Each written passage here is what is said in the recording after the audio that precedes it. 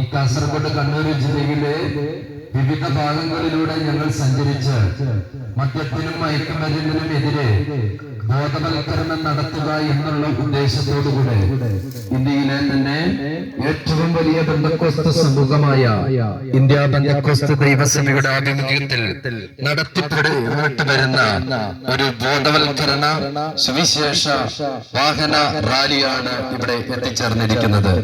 പ്രിയമുള്ളവരെ, ഈ പ്രത്യേകമായ സാഹചര്യത്തിൽ നാം കേരളം എന്ന് കേട്ടുകഴിഞ്ഞാൽ ഒരു കാലയളവിൽ നമുക്ക് അഭിമാന പുരസ്കരമായി തലയുയർത്തിക്കൊണ്ട് കേരളീയനെന്ന് വിളിച്ചു പറയാൻ നെഞ്ചു വിരിച്ചു നിന്ന ഒരു കാലഘട്ടം നമുക്കുണ്ടായിരുന്നു. പക്ഷേ ഈ ആത്യന്തികമായ കാലഘട്ടം വളരെ പ്രക്ഷോഭപരമായിരിക്കുന്ന അന്തരീക്ഷത്തിലൂടെ പോയിക്കൊണ്ടിരിക്കുക.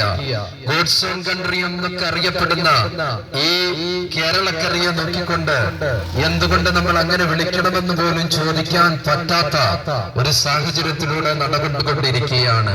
കാരണമെന്ന് പറഞ്ഞാൽ എവിടെ നോക്കിയാലും മദ്യാസക്തിയിലും സമാധാനമില്ലാത്തതും അസ്വസ്ഥതാപരമായിട്ടുള്ള ജീവിതശൈലിയിലേക്ക് ഓരോ കുടുംബങ്ങൾ, വ്യക്തികൾ തള്ളപ്പെട്ടുകൊണ്ടിരിക്കുക. എന്തിനേറെ കണ്ണൂരിന്റെ വിവിധ സ്ഥലങ്ങളിലുള്ള സ്കൂൾ കലാലയങ്ങളിലേക്കൊക്കെ കഴിഞ്ഞ ചില മാസങ്ങൾക്ക് മുമ്പ് പോലീസ് ഉദ്യോഗസ്ഥർ നടത്തിയ റെയ്ഡിൽ നിന്ന് കുഞ്ഞുങ്ങളുടെ ബാഗുകളിൽ നിന്നും പുസ്തകങ്ങളിൽ നിന്നും ആശിഷും മരിഞ്ചോവാനിയും LSDയും കറുപ്പും MDMA പോലുള്ള രാസപദാർത്ഥങ്ങൾ അടങ്ങിയ മാരകമായ വിഷങ്ങൾ കണ്ടെത്തിയ കാഴ്ചകൾ നമ്മൾ കണ്ണിന്റെ മുമ്പിൽ പത്രമാധ്യമങ്ങൾ വരച്ചു കാണിച്ചിട്ടുണ്ട്. പ്രിയമുള്ളവരെ, ഇതിനെതിരെ ബോധവൽക്കരണം നടത്തുക എന്നുള്ളതാ ഞങ്ങളുടെ ആത്യന്തികമായ ലക്ഷ്യമെന്ന് പറയപ്പെടുന്നത്. അതോടൊപ്പം തന്നെ ആത്യന്തികമായിട്ട് നിങ്ങൾക്കൊരു സമാധാനത്തിന്റെ സന്ദേശം ഞങ്ങൾ പകർന്നു തരുവാനും ഞങ്ങൾ ആഗ്രഹിക്കുക. നിങ്ങളുടെ വിലപ്പെട്ട ശ്രദ്ധയെ കേവലം ചില നിമിഷങ്ങളെ ഞങ്ങൾ സാന്ത്വനിപ്പിക്കുന്ന ഈ വചനങ്ങൾ കേൾക്കേണ്ടതിനു വേണ്ടി ഞങ്ങൾ സ്വാഗതം ചെയ്യുക. കേരളക്കരയിൽ തിങ്ങിപ്പാർക്കുന്ന ജനസമൂഹത്തിന്റെ ഇടയിലേക്ക് ആധ്യാത്മികമായിട്ടുള്ള വചന പ്രഘോഷണങ്ങളോ അല്ലെങ്കിൽ വചനത്തിന്റെ അന്തർലീനമായിട്ടുള്ള ഒരു പ്രക്ഷുബ്ധമായോ അല്ലെങ്കിൽ പരോക്ഷമായിട്ടുള്ള വാക്കുകളൊന്നും കേൾക്കാത്തതല്ല, നമ്മളൊന്നും അംഗീകരിക്കാത്തത് പ്രശ്നത്തിന് കാരണമെന്ന് നമുക്ക് നന്നായി അറിയാം. മദ്യക്കുപ്പിയിലേക്ക് നോക്കിക്കഴിഞ്ഞാൽ വ്യക്തമായി എഴുതിയിട്ടുണ്ട് drinking is injury to health എന്ന് പറഞ്ഞാൽ മദ്യപാനം ശരീരത്തിന് ഹാനികരമാണ് എന്ന് തന്നെ. അതുപോലെ തന്നെ സിഗരറ്റ് പാക്കറ്റിലും അതുപോലെ തന്നെ എഴുതിയിട്ടുണ്ട്. പക്ഷേ മനുഷ്യന് കേരളക്കരയിലുള്ള ജനവിഭാഗങ്ങൾക്ക് ബുദ്ധിയുടെ കുറവല്ല, ജ്ഞാനത്തിന്റെ കുറവല്ല, കലാലയങ്ങളുടെ അഭാവമല്ല, വസ്ത്രത്തിന്റെ കുറവല്ല, ഭക്ഷണത്തിന്റെ അഭാവമൊന്നുമല്ല. ഇതിനൊക്കെ കാരണമെന്ന് പറയപ്പെടുന്നത് മനുഷ്യന്റെ ആന്തരിക അനുഭവത്തിലുള്ള പാപം എന്ന് തന്നെയാണ്. പ്രിയമുള്ളവരെ, ചിലപ്പോൾ നമ്മൾ ചിന്തിക്കും, എന്താ ഞാൻ പോലും ആഗ്രഹിക്കാത്ത, എനിക്ക് പോലും ഇഷ്ടമില്ലാത്ത ചില കാര്യങ്ങളും പ്രവണതകളും എന്നിൽ തന്നെ കടന്നു വരുന്നേ എന്ന്. ഇതിനൊറ്റ ഉത്തരമുള്ളൂ, മനുഷ്യൻ പാപിയാണെന്ന്. വചനസൂത്രങ്ങളിലേക്കൊക്കെ നോക്കുമ്പോൾ ഏത് മതഗ്രന്ഥങ്ങൾ ഒരുപോലെ പഠിച്ചാലും അതിന്റെയൊക്കെ അവസാന വാക്കുകൾ ഇങ്ങനെ എഴുതിയിരിക്കുന്ന മനുഷ്യൻ പാപിയാണെന്ന്, മനുഷ്യൻ പാപിയാണെന്ന്.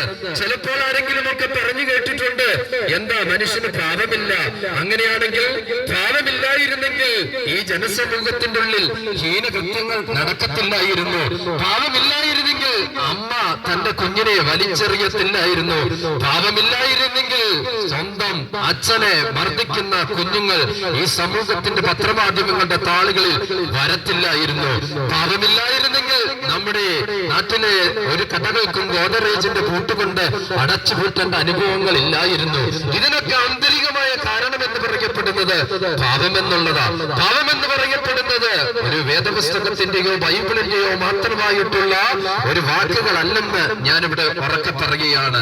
പാപം മനുഷ്യന്റെ അന്തർലീനമായ അനുഭവത്തിൽ ആഴത്തിക്കിടക്കുന്ന അനുഭവമാണ്. അവന്റെ ജന്മം കൊണ്ട് തന്നെ അവൻ പാപിയാണ്.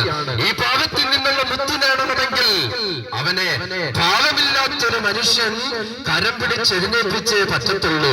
വേദസൂത്രങ്ങളിലേക്ക് നോക്കുമ്പോൾ വിളിച്ചു പറയുന്ന വാക്കുകൾ പ്രകാരമാണ് പാപോക, പാപകർമ്മോക, പാപാത്മാ, പാപസംഭവ ത്രാമികയെ മുന്നരക്ഷേ എന്ന് പറഞ്ഞ ദൈവമേ, ഞാനൊരു പാപിയാ, പാപത്തിൽ നിന്ന് ജനിച്ചവനാ, പാപത്തിൽ ജീവിക്കുന്നവനാ, എന്നെ പാപാന്തകാരത്തിൽ നിന്ന് എന്നെ ഒന്ന് രക്ഷിക്കണമേ എന്ന് ഞങ്ങൾ ഇവിടെ പ്രസംഗിക്കുന്ന ഈ പ്രസംഗത്തിന്റെ രത്ന ചുരുക്കം എന്ന് പറയപ്പെടുന്നത് പാപത്തിൽ നിന്നുള്ള മുക്തി എന്നുള്ളത് ഞങ്ങളുടെ ആത്യന്തികമായിട്ടുള്ള വാക്കുകളുടെ അർത്ഥം. പ്രിയമുള്ളവരെ, ഞങ്ങൾ ഇവിടെ നിന്ന് പറയുന്ന വാക്കുകൾ നിങ്ങൾ അങ്ങ് വിദൂരതയിൽ കേൾക്കുമ്പോൾ തന്നെ എങ്ങനെ പാപത്തിൽ നിന്നുള്ള രക്ഷ പ്രാപിക്കാൻ കഴിയും, എങ്ങനെ എനിക്ക് ഈ പാപാന്തകാരത്തിൽ നിന്ന് ഒരു മാറ്റം വരുത്തുവാനായിട്ട് കഴിയും, എന്റെ ഭവനത്തില് അല്ലെങ്കിൽ എന്റെ ചാങ്ങണ ഹൃദയ കോവിലിനകത്ത് ഒരു സമാധാനമില്ലെന്നൊക്കെ വിളിച്ചു പറയുമ്പോ പാപത്തിൽ നിന്ന് മുക്തി കിട്ടുവാനുള്ള ഒരു മാർഗനിർദ്ദേശം ഞങ്ങൾ ഇവിടെ വിളിച്ചു പറയുകയാണ്. ഇന്നേക്ക് 2000 വർഷങ്ങൾക്ക് മുമ്പ് ലോകത്തിന്റെ മധ്യസ്ഥാനം എന്ന് പറയപ്പെടുന്ന പാലസ്തീന്റെ പച്ചമണ്ണിൽ നിന്നുകൊണ്ട് ഒരു വ്യക്തി ഉറക്കെ വിളിച്ചു പറഞ്ഞു പാപത്തിന്റെ പരിഹാരത്തെ കുറിച്ചും ഇനി പാപത്തിന് വേണ്ടി വേറൊരു കർമ്മമാർഗങ്ങൾ തേടണ്ട, ഞാൻ ലോകത്തിന്റെ വെളിച്ചമാകുന്നു എന്ന് ഉറക്കെ വിളിച്ചു പറഞ്ഞ ഞങ്ങൾ ഇവിടെ ഉയർത്തി കാണിക്കുന്ന കർത്താവായ യേശു ക്രിസ്തുവിനെ ഞങ്ങൾ ഇവിടെ പരിചയപ്പെടുത്തുകയാണ്. എന്തെന്ന് ചോദിച്ചാൽ ഇന്നേക്ക് ഈ കാലഘട്ടത്തിനപ്പുറമായി 2024 വർഷങ്ങൾക്ക് മുമ്പ് പാലസ്തീൻ എന്ന് പറയപ്പെടുന്ന ലോകത്തിന്റെ മധ്യഭാഗമായിരിക്കുന്ന സ്ഥലത്ത് നിന്നുകൊണ്ട് ഉറക്കെ സുധൈര്യം ധൈര്യത്തോടെ വിളിച്ചു പറഞ്ഞ ഏക വ്യക്തിത്വം എന്ന് പറയപ്പെടുന്നത് ഞങ്ങൾ ഇവിടെ പ്രസംഗിക്കുന്ന യേശു ക്രിസ്തുവല്ലാതെ മറ്റൊരു വ്യക്തിത്വമില്ലെന്ന് ഞങ്ങളുടെ ഉറക്കെ വിളിച്ചു പറയുക. കാരണം എന്ന് പറഞ്ഞാൽ പാപത്തിൽ നിന്നുള്ള മുക്തിക്ക് ലോകത്തിന്റെ വെളിച്ചമാകുന്നു എന്ന് ഉറക്കെ പ്രഖ്യാപിച്ച ഈ യേശു ക്രിസ്തുവിനെ ഞങ്ങൾ ഇവിടെ പരിചയപ്പെടുത്തുകയാണ്. നിങ്ങൾ ചോദിക്കും, എന്തിന് അനവധി മഹാന്മാരായിരിക്കുന്ന ആളുകളൊക്കെ ഇവിടെ ഇറങ്ങി വന്ന് പോയിട്ടില്ല, പിന്നെ യേശു ക്രിസ്തുവിന് മാത്രമെന്താ ഇത്ര പ്രത്യേകത? അതിന് ഉത്തരമുണ്ട്. അനവധി മഹാന്മാരെല്ലാം അവരുടെ കാലചക്ര